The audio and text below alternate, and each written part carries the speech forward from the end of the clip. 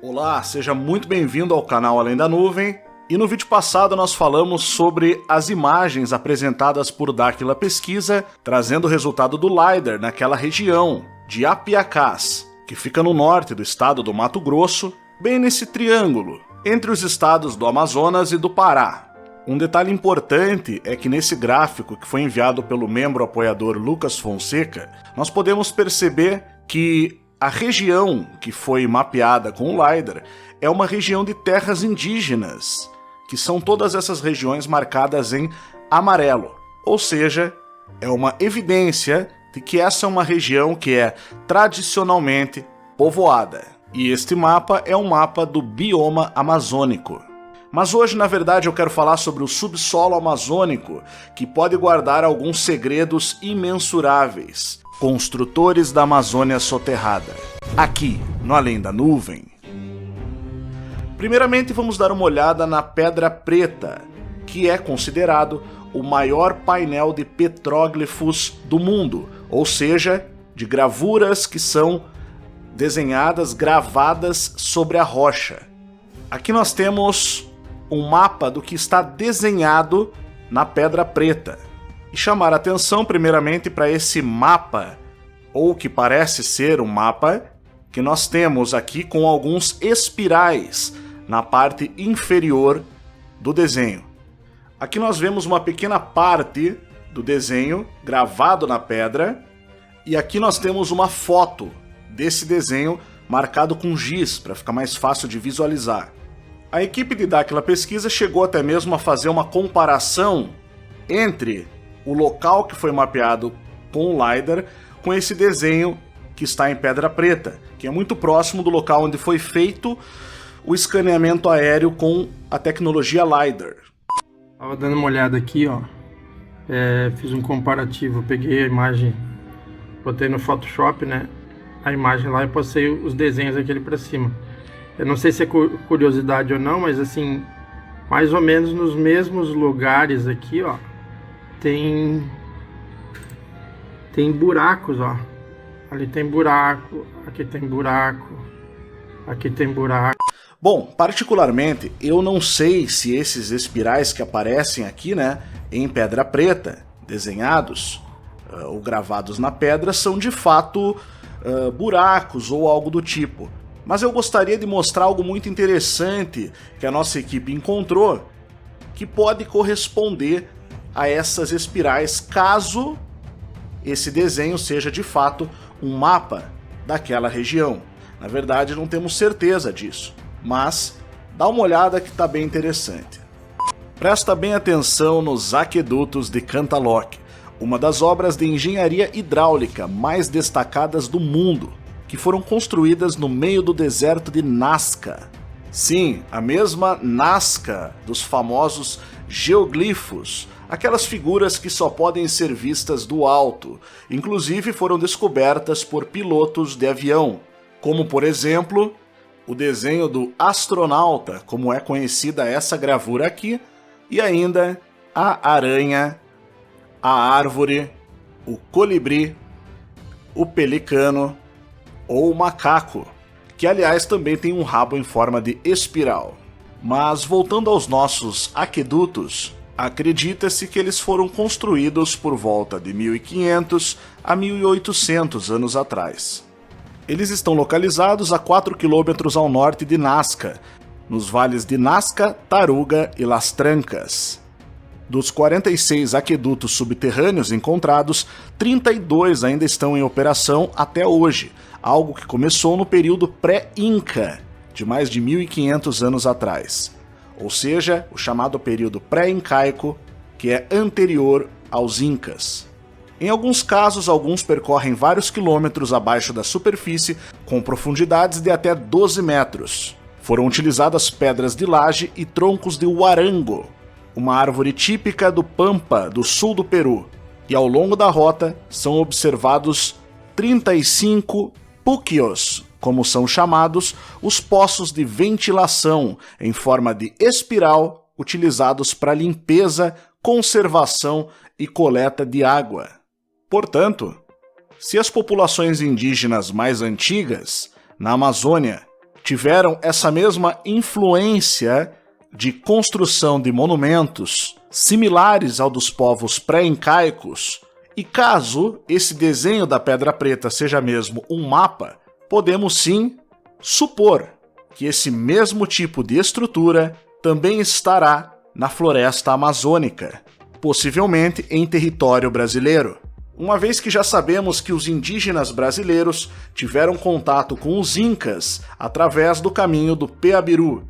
Portanto, seria interessantíssimo encontrar uma similaridade e uma possível relação entre os construtores desta possível cidade perdida, que Dáquila batizou de Ratanabá, com os construtores das misteriosíssimas linhas de Nazca, no Peru.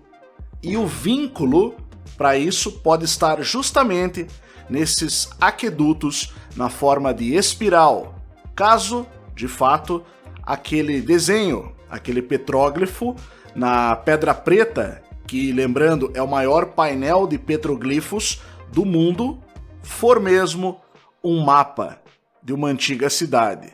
E é claro que aquedutos, naquela época, ou seja, reservatórios de água da cidade, eram monumentos importantes o bastante para estarem representados em qualquer mapa que fosse feito de uma antiga cidade amazônica ou de Nazca. E vale lembrar também que aquela região faz parte do antigo caminho do Peabiru e suas estradas ligadas a ele. E seria naturalíssimo que aquela região do Mato Grosso fosse parte do caminho que ligava o Brasil aos Incas. Um outro detalhe bem importante que vale mencionar é que a cultura Nazca do Peru, ela se desenvolveu a partir da cultura Paracas, que é uma cultura anterior aos Incas, considerada, portanto, pré-incaica, e que ficou famosa por causa de um achado, ou melhor, vários deles, os crânios alongados de Paracas, que, como já se sabe, comprovadamente não são humanos. Talvez alguém tenha mentido para você que, na verdade, esses crânios alongados são humanos. Afinal, indígenas de algumas tribos tinham o hábito de provocar um alongamento artificial no crânio. E é verdade, esses alongamentos artificiais acontecem e aconteciam no passado também. Ainda são feitos em algumas tribos mais isoladas na África, por exemplo. Só que esses crânios alongados não são iguais aos crânios de Paracas. E para isso eu vou chamar um vídeo antigo aqui do canal Além da Nuvem, que já foi publicado há mais de um ano atrás, onde eu expliquei exatamente esse ponto e desmenti essa alegação dos céticos, que dizem que não tem nada demais com esses crânios alongados. Sim, tem, e nós vamos ver de novo. Essa belíssima paisagem que você está observando agora é a cidade de Paracas, no Peru, ao sul de Lima.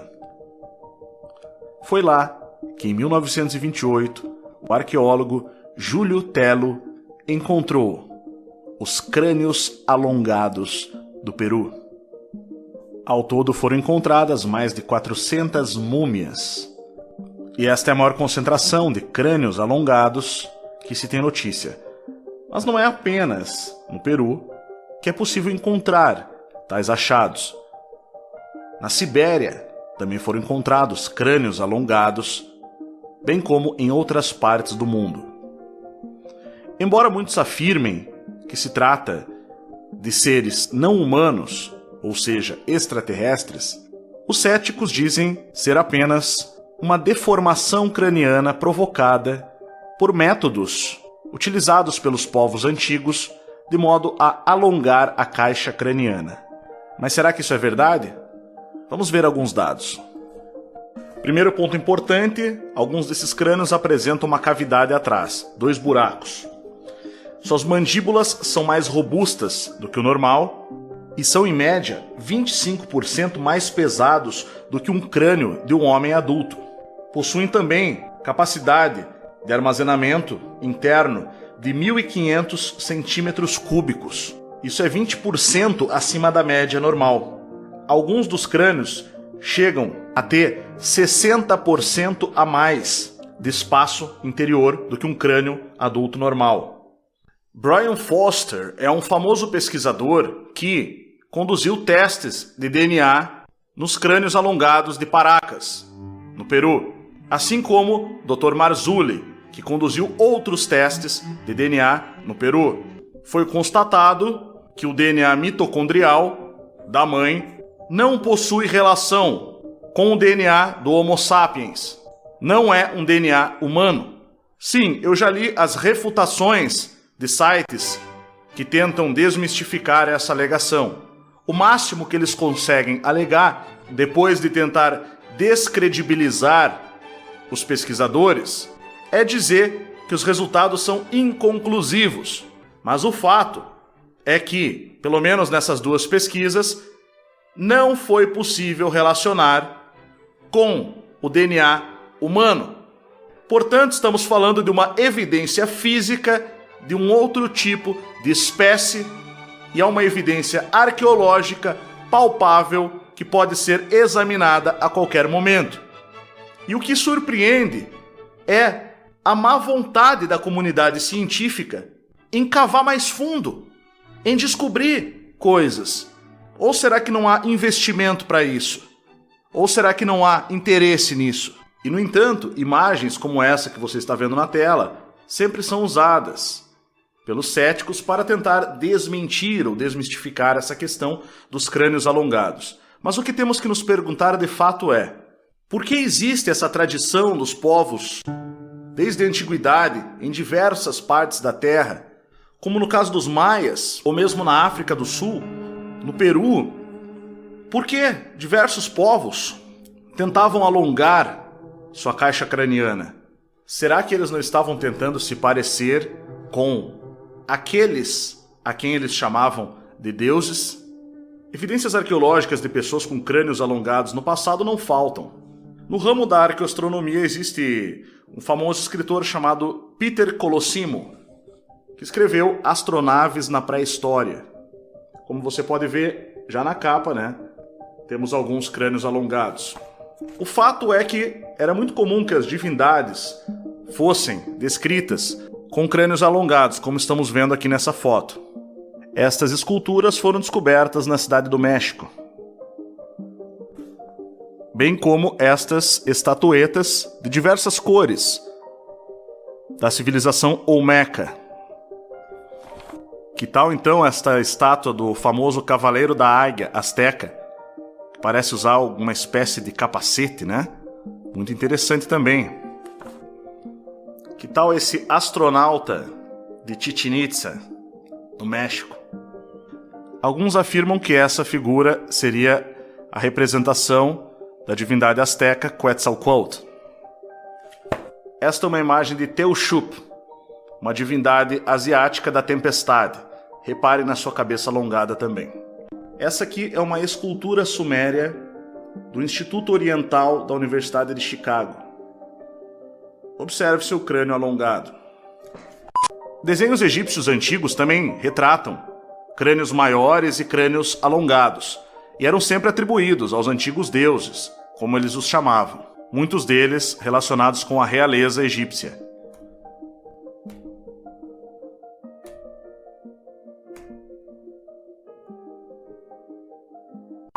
Portanto, estimado público do canal Além da Nuvem, na verdade, quando essas tribos indígenas tentam alongar o seu crânio, ou tentavam no passado, eles faziam isso para imitar e ficar parecido com aqueles a quem eles chamavam de deuses, porque não eram seres humanos normais.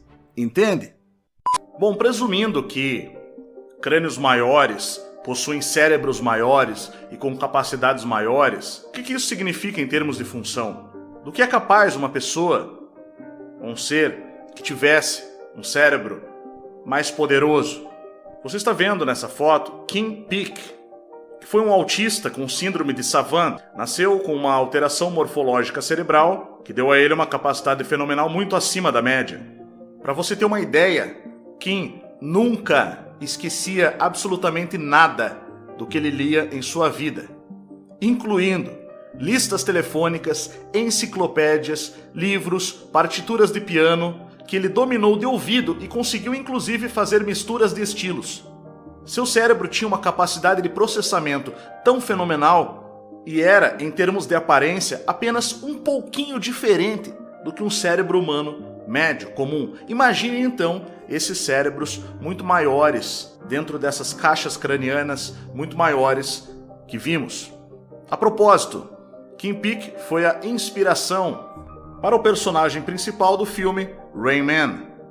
Bom, espero que você tenha gostado desse vídeo. Se você gostou, já deixa o seu like. Se não tiver inscrito ainda, se inscreve no canal, verifica a sua inscrição, porque muita gente diz e tem colocado aí nos comentários que foi desinscrito do canal pelo YouTube, talvez por algum mecanismo automático, não sei, mas se for o seu caso, comenta aí também pra gente saber e deixa o seu comentário no vídeo, que é muito importante para nós. E se você gostaria de conhecer a verdadeira história do Brasil com aulas bastante didáticas, venha estudar com a gente no Instituto Licentia, participando de grupo de alunos, e aproveite a promoção do Mês dos Pais para os cursos Verdadeira História do Brasil, que tá muito bom, tá interessantíssimo, e também o Escola de Brokers, curso e treinamento em mercado internacional. Aproveite, institutolicentia.com. O link está na descrição do vídeo e no comentário fixado no topo. O atendimento para dúvidas e perguntas pode ser feito pelo WhatsApp. Entra lá que você vai encontrar tudo. Muito obrigado pela sua presença, pela sua companhia e até o próximo vídeo. E aqui você tem mais 2 vídeos para você escolher com temas relacionados a esse. Não esquece de divulgar o canal Além da Nuvem para sua família e para os seus amigos nas redes sociais, porque a verdade importa.